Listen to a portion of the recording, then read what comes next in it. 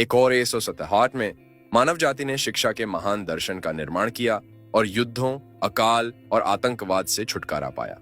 पृथ्वी की प्रकृति ठीक हो गई है। व्यक्तियों को किसी भी बीमारी से बचाने के लिए चिकित्सा में पर्याप्त सुधार हुआ है और अंतरिक्ष अन्वेषण आदर्श बन गया है। मैक्स अपने स्वयं के अंतरिक्ष यान पर पूरे ब्रह्मांड में जा रहा है और अपने परिवार के कॉल को चकमा दे रहा है, क्योंकि वे चाहते हैं कि वह कॉलेज वापस जाए। अचानक एक क्षुद्र ग्रह अंतरिक्ष यान से टकराता है और इसे काफी नुकसान पहुंचाता है, जिससे मैक्स को आपातकालीन लैंडिंग की तैयारी करनी पड़ती है। सौभाग्य से अंतरिक्ष यान को चलाना मुश्किल हो गया है और अगले ग्रह पर दुर्घटनाग्रस्त हो गया है। मैक्स विस्फोट से कुछ क्षण पहले बाहर कूदने का प्रबंधन करता है, जिसका अर्थ है कि वह अब इस अजीब महाद्वीप पर फंसा हुआ है। वह क्षेत्र की जांच शुरू करता है और आग लगने के सबूतों का पता लगाता है। फिर पास में छिपे एक राक्षस को देखता है। मैक्स उससे बातचीत करने का प्रयास करता है, लेकिन राक्षस भाग जाता है जब अचानक जेफ नामक एक सैनिक उन्हें पाता है और मैक्स पर अपनी राइफल को निशाना बनाता है। कुछ ऐसा कहना जो उसे समझ में नहीं आता। मैक्स अपने बेल्ट से एक छोटा सा अनुवाद उपकरण छीन लेता है, जिसे वह उसके कान में डाल देता है, जिससे सैनिक को बेल्ट पर गोली चलाने के लिए मजबूर होना पड़ता है, ताकि मैक्स उसे पकड़ने और पड़ोसी शहर में ले जाने से पहले उसे गिरा सके। मैक्स भय में देखता है कि कैसे शहर पृथ्वी के एक धूमिल संस्करण की तरह दिखता है, जैसा कि उसने इतिहास की किताबों में पढ़ा है। उसे एक प्रयोगशाला में ले जाया जाता है, जहां कुछ वैज्ञानिक उसके दिमाग में सवाल पूछने के लिए उसके सिर पर हेलमेट लगाते हैं। हालांकि उन्हें अभी भी नहीं लगता कि वह एक अलौकिक है और यह निर्धारित किया गया है कि उसे सैनिक गाय के साथ राजधानी में एक मानसिक संस्थान में ले जाया जाएगा। उस समय पड़ोस का हर व्यक्ति सरकार के प्रतिनिष्ठा की शपथ लेते हुए उत्साहपूर्वक देश का गीत गाने लगता है। हालांकि जेफ गिर जाता है क्योंकि उसे दौरा पड़ता है और पुलिस उसे घसीट कर ले जाती है। महानगर की यात्रा पर मैक्स शहर की भयानक स्थिति और हर कुछ मील की दूरी पर कुछ बड़े मीनारों को नोट करता है। गाय बताता है कि वे दुश्मनों के खिलाफ सुरक्षा हैं। उस समय एक विस्फोट एक मीनार के आधार को नष्ट कर देता है और यह सड़क पर गिर जाता है, जिससे मलबे से कुछ लोगों की मौत हो जाती है, क्योंकि वे भागने का प्रयास करते हैं और अधिकांश वाहनों को नुकसान पहुंचाते हैं। जब एक बड़ी धातु की सड़क मैक्स के वाहन को छेदती है तो व्यक्ति मलबे के नीचे फंस जाता है, लेकिन मैक्स तुरंत उसे बचाने के लिए उल्लेखनीय शक्ति के साथ भागता है, इससे पहले कि उन्हें आसन्न लपटों से छुआ जा सके। तब मैक्स को पता चलता है कि विद्रोहियों का लक्ष्य सरकार को गिराना है। यही कारण है कि उन्हें मीनारों की आवश्यकता है। अब उनके पास पैदल यात्रा जारी रखने के अलावा कोई विकल्प नहीं है। जैसे ही वे राजधानी पहुंचते हैं, विशेष अनुसंधान विभाग स्ट्राइडर के निदेशक को इसके बारे में पता चलता है और अपने कर्मचारियों को मैक्स को उसके कार्यालय में लाने का निर्देश देता है। इस बीच मैक्स को एक डरावनी संस्था में रखा जा रहा है, जहां वे उसे पानी की टंकी के अंदर रख देते हैं ताकि वह उसके सिर में टकटकी लगाए रह सके। हालांकि प्रयोगों को फंक द्वारा रोक दिया जाता है, जो वैज्ञानिक की इच्छाओं के खिलाफ मैक्स को दूर ले जाने के लिए स्ट्राइडर के बैज का उपयोग करता है। इस बीच सरकारी भवन में राज्य के अभियोजक उम्निक ने अपने कर्मचारियों को मैक्स से जुड़ी किसी भी खबर पर नजर रखने का आदेश दिया। फिर उम्निक समय का निरीक्षण करता है और गुप्त रूप से जब्ती के लिए अपने शौचालय में छिप जाता है। उसी समय फंक मैक्स को अपने वाहन में ले जा रहा है और पाता है कि सड़क बंद है, इसीलिए उसे एक वैकल्पिक रास्ता खोजने की जरूरत है।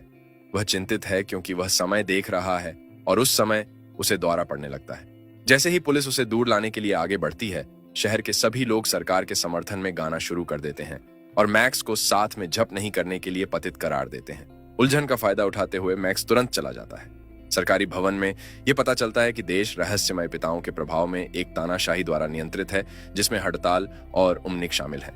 जब माता पिता में से एक गलती करता है तो वह जल्दी से दूसरों द्वारा मार दिया जाता है। यह दर्शाता है कि वे एक दूसरे के साथ भी क्रूर हैं। कुछ समय के लिए शहर में घूमने के बाद मैक्स खुद को एक पब में पाता है और वेट्रेस राडा से मिलता है। तुरंत उस पर क्रश हो जाता है। वह एक अन्य ग्राहक को उसके साथ अत्यधिक मिलनसार होते हुए भी देखता है, इसलिए मैक्स तुरंत उसे इसके लिए बुलाता है। गुस्से में आदमी मैक्स को अपनी बेंत से मारने की कोशिश करता है, लेकिन मैक्स तेजी से प्रतिक्रिया करता है और आसानी से उसे निरस्त्र कर देता है। उसे डराने के लिए उसके हाथ को चोट पहुंचाता है। बाकी दिन मैक्स और राडा बहुत बात करते हैं। मैक्स उसे पृथ्वी और अंतरिक्ष के बारे में शिक्षित करता है और राडा को गाय की बहन होने का पता चलता है। वह मैक्स को भी अपने घर पर रहने के लिए आमंत्रित करती है। बाहर जाते समय ग्राहक पहले से प्रतिशोध के लिए तैयार होकर उनका मार्ग अवरुद्ध कर देता है। उसे वापस भी खींच लिया जाता है, लेकिन मैक्स अभी भी तेज है और तुरंत उनके तलवार के प्रहार को चकमा देता है। फिर लड़के उससे हाथ मिलाकर लड़ते हैं। हालांकि उनकी मुट्ठी मैक्स को मुश्किल से परेशान करती है, क्योंकि वह उन्हें सेकंडों में मारता है। फिर बाकी गिरोह भारी हथियारों के साथ आता है, लेकिन कोई फर्क नहीं पड़ता कि संख्या मैक्स एक ही समय में उन सभी से लड़ सकता है। अचानक एक आदमी उसके पैर को किसी रस्सी से छीन लेता है और फिर वे उसकी गर्दन को चाबुक से पकड़ लेते हैं। फिर भी मैक्स इन हथियारों का उपयोग केवल विरोधी को चारों ओर खींचने और उन्हें बाहर निकालने के लिए करता है। अंत में सिर्फ बेंत वाला आदमी रह जाता है और वह मैक्स पर ब्लेड के साथ एक छोटा सा चक्कर लगाता है, जो इसे आसानी से चकमा देता है। बाद में राडा के निवास पर आदमी भी घर आता है और मैक्स को पाकर हैरान रह जाता है, लेकिन वह याद करता है कि कैसे उसने उसे बचाया और उसे रहने दिया। दिन बीतने लगते हैं और मैक्स स्थानीय संस्कृति के बारे में बहुत कुछ सीखता है, जैसे कि वे टीवी पर उसके विचारों को पेश कर रहे हैं, मानो यह एक फिल्म है। निवासियों को यह भी सिखाया जाता है कि वे ग्रह के भीतर रहते हैं, न कि इसकी सतह पर, और कोई अन्य ग्रह या तारे नहीं हैं। इतिहास बताता है कि रहस्यमय पिताओं ने विद्रोहियों के खिलाफ संघर्ष को समाप्त कर दिया, जिसे टावरों के साथ पतित के रूप में जाना जाता है, और भूमि को बचाया। गाय अपनी संपत्ति की रक्षा करने के लिए बेहद उत्साहित है और मैक्स को भी गार्ड में शामिल होने के लिए प्रोत्साहित करता है। चूंकि मैक्स के पास कोई आईडी या कागजी कार्रवाई नहीं है, गाय को कमांडर चाचू को मैक्स को शामिल होने की अनुमति देने के लिए मनाने की आवश्यकता है। सबसे पहले उसे प्रशिक्षण से गुजरना पड़ता है, इसलिए मैक्स मंत्र सीखता है और मिशन परीक्षणों में भाग लेता है, जिसके दौरान उसे आग लगने वाले स्थानों के माध्यम से दौड़ना चाहिए और अक्षय का संकेत देने वाले संकेतों पर गोली चलानी चाहिए। मैक्स एक असाधारण निशानेबाज है, लेकिन उसका साथी नहीं है, इसलिए मैक्स उसे परीक्षा पास करने के लिए कुछ संकेत देता है। हालांकि बाद में गाय उसे निजी तौर पर डांटता है, उसे निर्देश देता है कि वह ऐसा फिर कभी न करे, क्योंकि उनके पर्यवेक्षकों को अनुशासन की आवश्यकता होती है। जब वे घर पर होते हैं तो मैक्स कड़ी मेहनत करता है और आदमी उसकी याददाश्त का परीक्षण करने के लिए नियमबद्ध पुस्तक के बारे में सवाल पूछता है।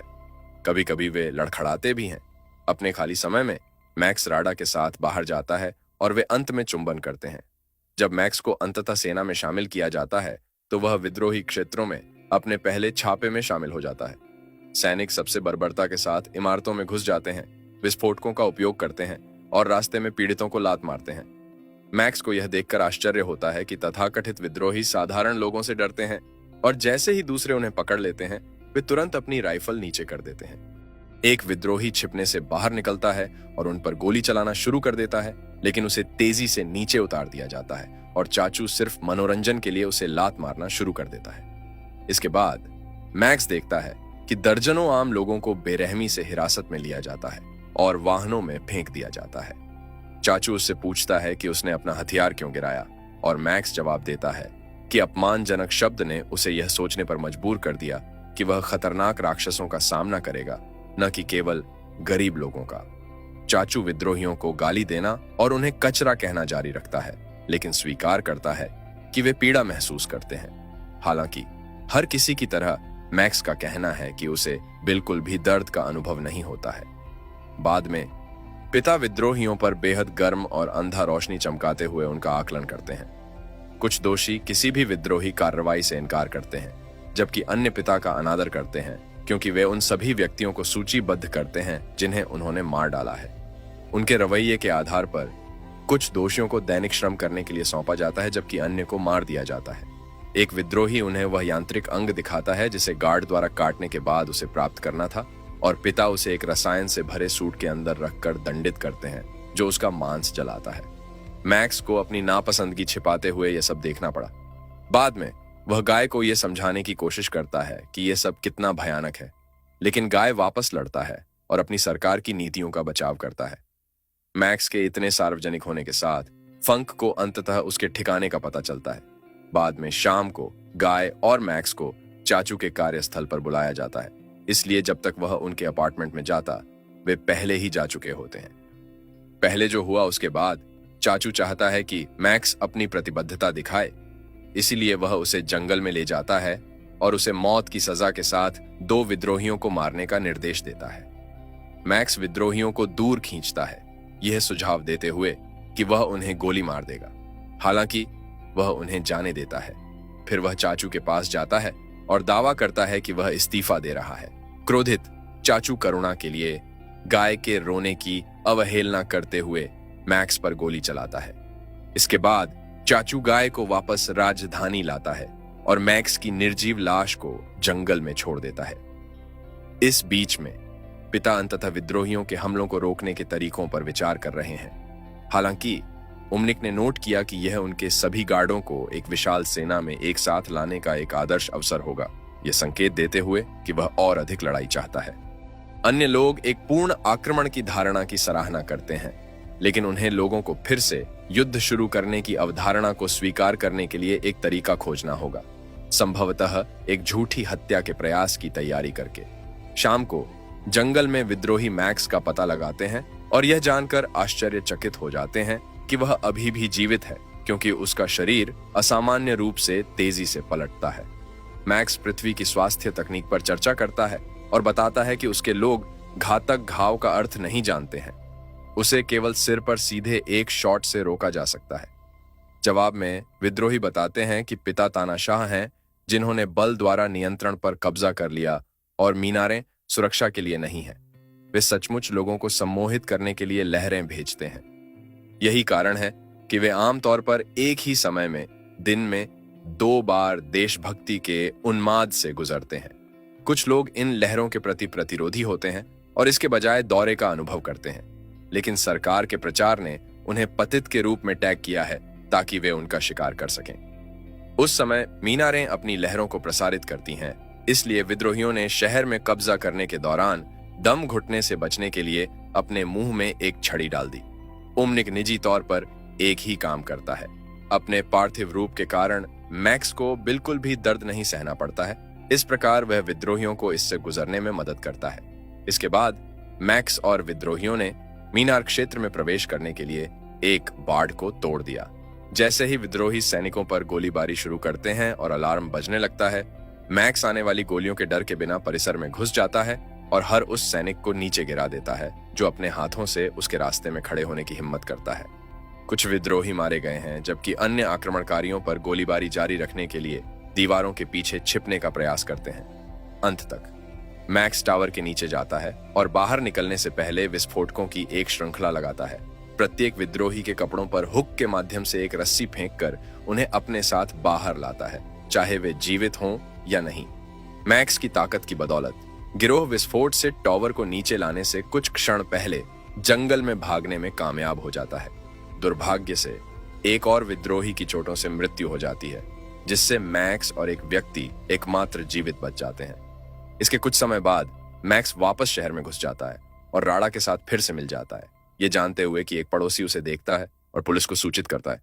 जब आदमी घर लौटता है तो बहस होती है और आदमी मैक्स को बाहर निकालने का प्रयास करता है। उस समय अधिकारी आते हैं, इसलिए मैक्स तुरंत भाई बहनों को खतरे से दूर रखने के लिए बाहर कूद जाता है और बाहर खड़े सैनिकों को पीटना शुरू कर देता है। वह तेज और प्रभावी है, लेकिन दुर्भाग्य से चाचू ने राडा को बंदी बना लिया है और मैक्स के पास आत्मसमर्पण करने के अलावा कोई विकल्प नहीं है। इसके बाद मैक्स को अन्य कैदियों के एक समूह के साथ जेल में रखा जाता है, जिसमें जैफ और धातु के हाथ वाले व्यक्ति शामिल हैं। इस बीच वह उम्निक से मिलने जाता है, जो उसे इतनी छोटी कुर्सी पर बैठा देता है कि आगंतुकों को जानबूझकर असहज कर देता है। एक सूक्ष्म पीड़ा। चूंकि उम्निक पुनः शिक्षा कार्यक्रम का प्रभारी है, हड़ताल चाहता है कि वह मैक्स को रिहा कर दे ताकि वह उसका अध्ययन कर सके, और वे एक सौदे पर बातचीत करते हैं। हालांकि हड़ताल के जाने के बाद उम्निक मैक्स के प्रोफाइल की जांच करता है और पाता है कि उसे दौरे का अनुभव नहीं होता है। अपने लिए वह शक्ति चाहते हुए उम्नोक अपने कर्मचारी को मैक्स का अपहरण करने और ऐसा महसूस कराने का निर्देश देता है कि वह अप्रत्याशित रूप से गायब हो गया है, और हड़ताल पर एक संदेश भेजने के लिए भी कहता है कि मैक्स कार्रवाई में खेदजनक रूप से नष्ट हो गया।